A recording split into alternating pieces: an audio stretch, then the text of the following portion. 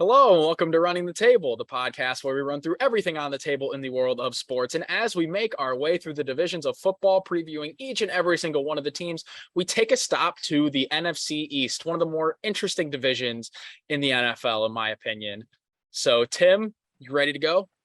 Yeah, this one's an interesting one, so let's run it. And no better team to start with than the Dallas Cowboys, America's team, even though that should be the Green Bay Packers because, the Packers have won a Super Bowl sometime in this century, but that's neither here nor there. So have like 12 or 14 other NFL franchises. Your point? Carry on. All right.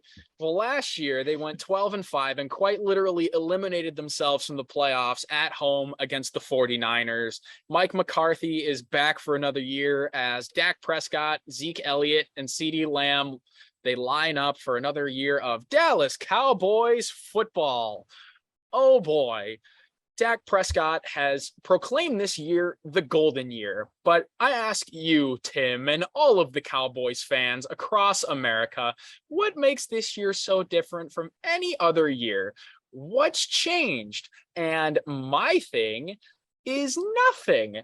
It's the same Cowboy song and dance where they predict, we're going to win the Super Bowl. And then they come up just short. I have them going 10-7 and missing the playoffs because welcome to Dallas. Yeah, I'm in the exact same boat because quite literally the only thing that I see that they've done of significance is lose a top wide receiver. They lost Amari And Cooper.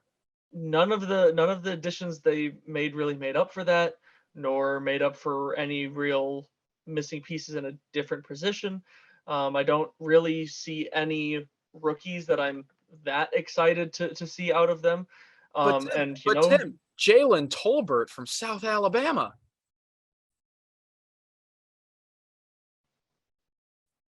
Exactly. Yeah. Yeah, there's just not enough going on there, and I think they will still have a perfectly fine season. They've still got enough talent to win a good amount of games, but at the same time, they're still the Dallas Cowboys, and I think they will still find a way to mess up a lot of these close games, and I think that's going to keep them out of the playoffs. Yeah, and I think that's the thing to note here is that they're just the Dallas Cowboys. I mean, Dak Prescott and Ezekiel Elliott are going as the Cowboys do. They're going into year 7, which is wild to think about, and they have very little to show for it. And now their safety net of a wide receiver and Amari Cooper is gone. I mean, it's Dak to CeeDee now, and I expect the CeeDee Lamb breakout to happen in full force, and I expect CeeDee Lamb to take over as one of the NFL's top wide receivers, but it's not there yet. And I just sense an overhyped team, because Dallas and an inevitable crash and burn. The only question is, when's it going to happen? Yeah. Yeah, I don't know if I mentioned that I have them at 10-7 as well. But either way, it's a matter of when, not if, for the Dallas Cowboys. And I feel like this time it won't even be in the playoffs because I don't think they'll make it there. So, yep. Now we'll move to the Big Apple and the New York Giants, 4-13 this year. And well, Tim, why don't you elaborate on that groan, please? Elaborate for the fans at home. There's so many people that are like, Brian Daboll's the answer, but it's just Brian Daboll. Like, I'm sorry. It's also former Philadelphia Eagles legend Mike Kafka at offensive coordinator. Yes, but neither of these guys are playing the game, and you're still entrusting your entire offense with Daniel Jones, who I'm sorry is just not the answer. And okay, will Saquon be able to be healthy? If he is the whole year, sure, you'll win some games that maybe you previously won't have. But that's difficult. I also don't think you have them being worse than last year. Yes, because I just don't see it with many of their games and many of the records. Like, I don't see their wide receiving core is not that bad, but the problem is the receiving core is not the problem. They have a lot of where the ball gets to them. They got a lot of average. And I don't. And Kenny Golladay, who's making some. They made some additions to the offensive line, but I don't think it'll really be enough to make it like a great offensive line. I think it'll be meh. And that's not enough for a quarterback like Daniel Jones. That's not enough for a running back like Saquon, who has just has not been the same since his injuries. And I just don't think that the defense again will probably be a very serviceable defense once again, but Doubt that it. it's not going to be enough to win them games. No, they're not. They're not. I mean, granted, since the draft, they haven't fumbled the bag too badly. So what does that get you? Congratulations. I have them at the exact same record as last year at 4-13. And And I they'll have them go, dropping one more. I have them at 3-14. yeah, I don't like the many of the matchups that they're faced in, and I don't trust that offense to do anything. they'll go as far as Daniel Jones and Saquon Barkley's health will take them, which is not far. I But don't like those odds. I like the enthusiasm from Giants fans. Keep up that same energy when your team is dropping games left and right. But now let's go to the Philadelphia Eagles, the city of brotherly love. They were 9-8 last year and lost the wild card game at Tampa Bay. They got absolutely crushed, but man, did this team make improvements. They brought in a lot of great players. AJ Brown gives you a talent on the outside. Hassan Reddick at linebacker. He's been crazy good the past 2 years. And James Bradbury at cornerback. This team should take a significant step forward if the development of Jalen Hurts happens the way it should, the way they have planned. If he can make the same jump from year 2 to year 3 as year 1 to year 2, this team should run through the NFC East no problem. This team has a ton of talent. Their offense is built around exactly what they want to do. They're a run heavy offense with a really good offensive line. And now that they have AJ Brown, they're more than one dimensional. They can beat you throwing the ball because let's be real, AJ Brown is that guy and got paid like it. But I see an NFC East championship for Philadelphia. I think they'll go 12-5. I don't know what it is about this Eagles team, but for some reason in my head, it just doesn't quite check the boxes. And to me, in all honesty, it's interesting because it doesn't make a whole lot of sense, but it's more of an inkling to me. I like the additions they made was absolutely great. Sometimes that's all Going you need. out and getting AJ Brown, massive addition to your wide receiving core. Getting guys like Jordan Davis in the draft, I think it's going to be great for the defensive line. But at the same time, I struggle to believe that they're going to be able to make a big enough step as a total offense to make that much improvement. I happen to have them at the same record as last year at 9-8. I could very easily see that swinging to a 10-7, but I don't see them winning 12 games. I just don't.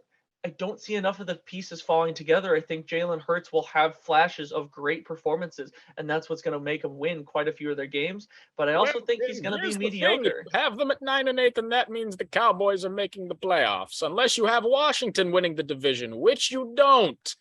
Oh, I do. I guess I do have the Cowboys at the top, then making the playoffs, then sneaking in there. But Fine. yeah, The but that's the concept on thing. the It could Cowboys go is the either. same, but It could go either way. we're on the Eagles. We're on the Eagles. Yeah. And here's the thing. You don't have faith that their offense can take a jump forward. I mentioned that they're no longer one-dimensional, and I think that is a lot bigger than people realize because last year you knew In theory, that should help their run game improve efficiency wise as well. It was obvious what the Eagles offense was going to do. They have a great offensive line. They have a ton of good running backs. They have Jalen Hurts, who's really good at running the ball. You knew they were going to run the ball. You were not going to get beat by Devontae Smith and Jalen Reagor and Greg Ward. Ain't nobody's getting beat by Jalen Reagor. That's why AJ Brown is so huge, because AJ Brown is that guy. So, but we can agree. This is definitely one that I could see myself missing on pretty significantly in terms of record. But to me, it all stems on the play. Tim, here's the thing. I'm not going to miss on this one because I never miss. Yeah, okay. Do we need to pull back the clips? Yeah. No. We're going to move on. We're going to move on. Green Bay back. Hey, Green Bay's going to win the Super Bowl. Truz. But let's move on to the Washington Commanders. What do you got on those guys, Tim? They're a team that I'm not particularly high on. They've got pieces. They're another team that has pieces that I'm not sure about how they're going to come together. I don't know what version of Carson Wentz you're going to see. I think it's probably going to be a rather similar version that you saw in Indianapolis last year. Flashes of brilliance, flashes of what are you doing, my boy? And they've got talent at they've got a lot of talent at certain positions, but it's a matter of how it's going to come all together. And I don't think the offense is going to be a particularly efficient one, despite some of the additions that they have made. I have them coming in at a very measly 5-12. They're the Commanders. I'm not motivated by the thought of the Washington Commanders coming into this year. There's a lot of teams I'm excited to see. The Commanders just aren't one of them. I'm not excited to see the Commanders. I'm intrigued, though. They interest me, but not in a good way, because I liked the Washington football team much better. If they would have stayed the Washington football team, then maybe I would give them an extra win or two, because the mystique of being the footballers is just that powerful. It's all in the name. But anyway, Carson Wentz, the experiment is back in the NFC East, so whoopee for that. This offense didn't get that much better. The only thing they brought in was Jahan Dotson in the first round, and obviously Carson Wentz, but it's Ron Rivera and Scott Turner. So let's be real, this offense isn't that much better. This front seven, though, Chase Young is healthy. Thank goodness, right? Because they needed Chase Young. I hope he stays healthy. I want to see the dude play. The front seven is probably what we're going to see in 2020. However, the reason I'm not super high on that defense is because their secondary is so bad.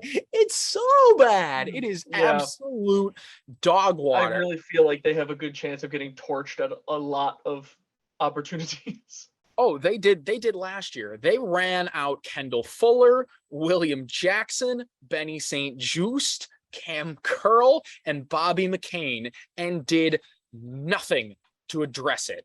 They are going to get cooked by any team that can throw the ball worth a darn, and that is going to hinder that defense severely. I do not. Any team that can protect a quarterback and give them any more than 2 seconds to throw the ball. Yeah. That front seven is going to be really, really good, but the secondary is so bad that I don't think it matters. So for that reason, I have them at 6-11. Maybe if they were still the football team, they'd be 8-9, maybe 9-8. Maybe they'd shock us all and make the wild card. But the Commanders, maybe Commanders super. No, I can't do it.